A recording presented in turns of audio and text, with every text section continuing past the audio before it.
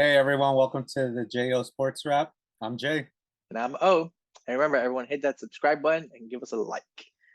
All right, Juan. So today's hot topic of the day is Eli Manning a Hall of Famer or not? He's a Hall of Famer in my book. This is a guy that's got multiple Super Bowl rings. Yes, he's only beaten probably one franchise in his. Hey, two. That's still more than most people out in that league, bro. Or out in the Hall of Fame too, bro. It's definitely two more than most people win in their entire lives. That's true. This is I mean, granted, he's had the help of a lot of people in his career, from Mario Manningham, Victor Cruz. He's got pretty great coaching most of his career in New York. Plaxico Burress, Plaxico Burress, OBJ, OBJ. Jeremy I don't think he won a Super Bowl with OBJ, but yeah, Jeremy No, Shockey no, no. definitely. But it helps his career stats. Oh no, definitely, yeah, definitely. This is a guy who's been a multiple time Pro Bowler. I don't think he's ever won. I don't think he's ever been All Pro. However, zero. He's been first team definitely many times. Zero. He's been first. He's definitely should have been first team at least once in his career. He's never been first team, second team, or third team. Okay, I'm gonna seriously question our current polling way of choosing NFL Hall of Fame players. But back to the main point. This is a guy. I mean, he comes from a pretty good lineage. Archie Manning's baby boy. Manny. I mean, great rivalry against his brother. Obviously, he's always been compared to his older brother. Those are always fun games. Yes, exactly. Those are always fun games, and watching them do the commercials together were always pretty interesting too. But I'm gonna say in my book he's a Hall of Fame. Maybe he doesn't have the numbers to support him, but he definitely has had a good career. 2 Super Bowl rings. I mean, multiple Pro Bowl. He's met the criteria. He's been a part of pretty good teams in New York. I mean, now look in New York now. Have they been competitive ever since he left? Negative, Haas. They weren't competitive when he was there. They were competitive when he was there. Come on. No, they weren't. Yes, they were. They were definitely competitive when he was there. Have they been competitive? Wait till you see the stats. Has he been competitive in his back in the back half of his career? No, I don't blame that all on him though. That might be more that might have been more of a coaching change at the time, scheme change. Definitely age had a lot to do with it, maybe. But I'm gonna stick with he's a Hall of Famer in my book. What do you say? So just off the bat, I am an Eli Manning hater. Facts. So take what I say here with a grain of salt, but I will have lots of facts with these grains of salt.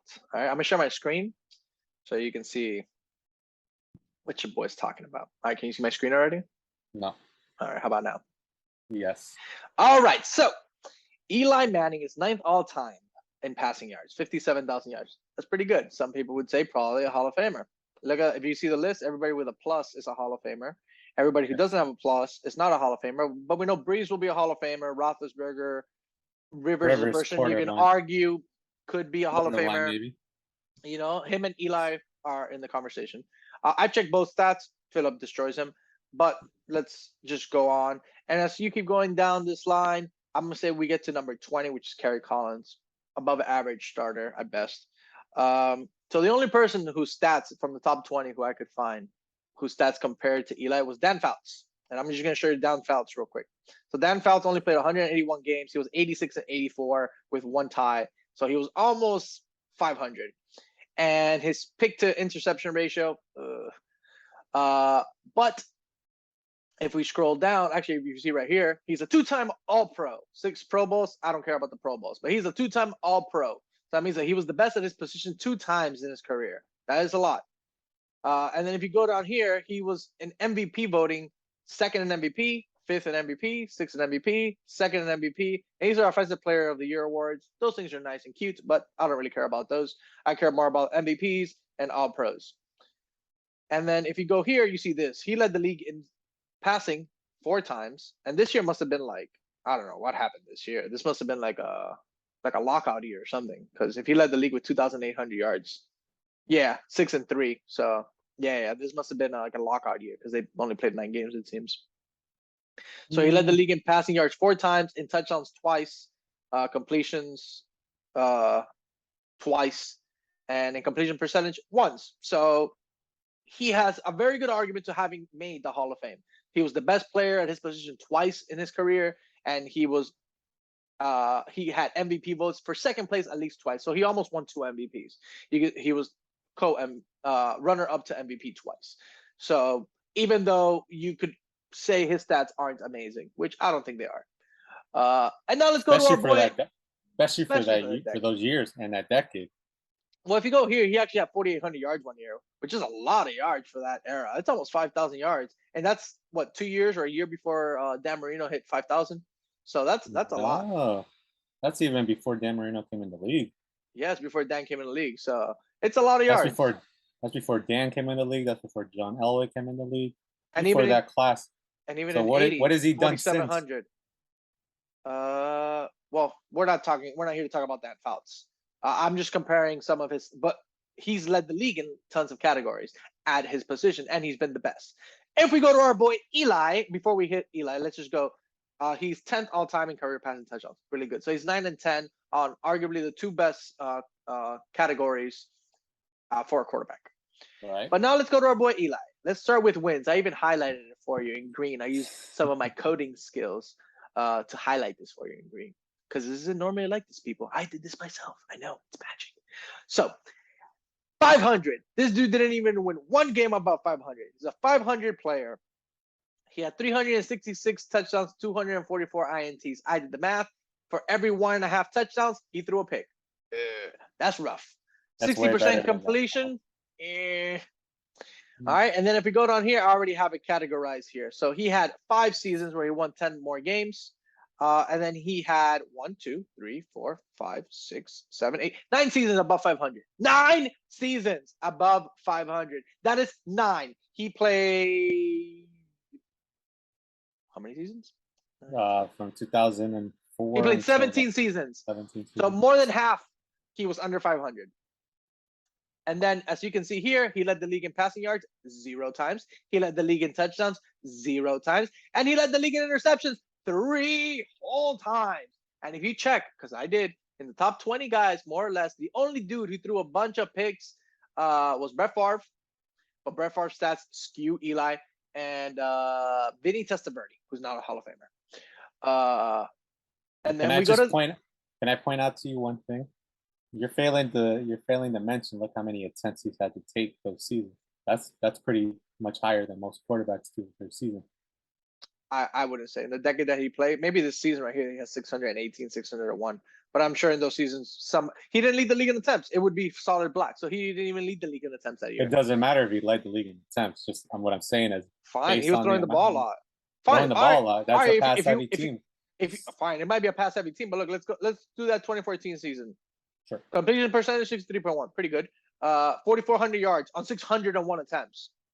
He didn't even get to 5,000 yards. That's a shitload of attempts to not get to 5,000 yards, and he only had 30 touchdowns on that many attempts, dude. And then if you go to this side, 0 MVP votes, 0 All Pros. He was 6th for Comeback Player of the Year, 6th place. He didn't even make it in the top 5. He made 4 Pro Bowls. Whoop-de-doo. He's a New York Giant, so people, of course, voted for him to get in because the Pro Bowl is like a popularity contest. That's why I don't really care about Pro Bowls. But you see, awards, nothing. That's why this dude, Dan Fouts, is more worthy of a Hall of Fame than Eli ever is, even though Eli has better stats than him, and he played a bit longer, and he played more games. But Eli has nothing outside of winning 2 Super Bowls against Tom Brady. So if that puts you in the Hall of Fame, fine. But it should say it on his plaque. He is in the Hall of Fame because he beat Tom Brady 2 times in Super Bowls. How many people can say they've done that, though? Fine. He's one of 2 people who can say that. But it doesn't matter. The NFL Hall of Fame should be about your career. And fine, he might have been a very good to maybe above average, but I think he was a very good playoff quarterback. But in the regular season, he was trash. Eli was never dominant. As you can see by his stats, he never led in anything except INTs, which is a very sad category to lead in as a quarterback. So yeah, Yeah, he's not the only one though. He's not the only one. Brett Favre has led the league in interceptions a couple times. Fine, but Brett Favre's Brett Favre is a Hall of Famer. Are much nicer than yes, but Brett Favre stats, he's been MVP. How many runner-up MVPs did he probably get? He's won what, 2 MVPs or 3 MVPs? And he probably came close to winning an MVP. He was probably second, third, or fourth for MVP voting at least 4 or 5 more times. I'm assuming. I'm just spitballing here. We can check. Let me check real quick. Brett Favre. Yeah, he won MVP 3 times. Right, 3 times. 3 times led the league in interception. 4 times. I count. Oh, yeah, oh no, yeah, sorry, 3 times. 3 times. Sorry, that's 4 times in touchdowns. Yeah, he led the league in interception percentage, however, once in his career. That's well, he's the interception king though, but it doesn't matter. Yeah, yeah. Brett Favre is one of the all-time greats. Look at this. He has 3 MVPs. Eli didn't even smell like 5th place for an MVP. He has 3 MVPs. He has 3rd place for an MVP, 2nd place for an MVP, 2nd place for an MVP, 4th place for an MVP. So he was in the running for MVP 7 times. Eli 0, and he won 0. So no, you can't even compare this. Let me bring something. No, yes, I can. Look at the attempts. Look at the attempts for those seasons. Brett Favre has attempted less passes than Eli Manning in most of his career. Fine. So if you've attempted more passes, wouldn't you think you would have better stats? Because that means you're putting the ball in the air more. Yeah, but you're forgetting to consider stuff like who's guarding the guy, who's dropping the ball, stuff like that. Eli has always had a very good offense. He's always had. That doesn't mean they always catch it, though. That doesn't mean they always catch something. Fine, but you can only play. You can only play with what you have. And Eli, for most of his career, he did not play with what he had. No, but I have to disagree because also let me remind you something. Interceptions, they're based on.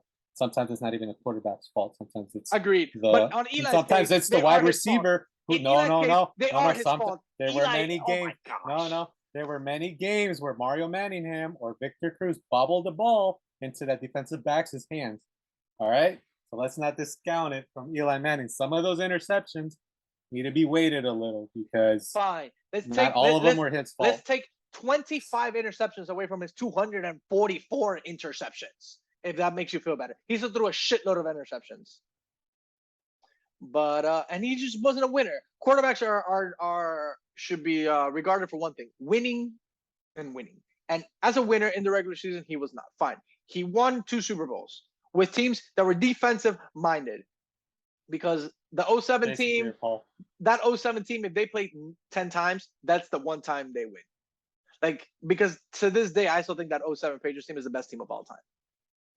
Even though they didn't win the Super Bowl. And I think many people who like witnessed that was insane. Every time that team played, it was just like, how many points are they gonna put up?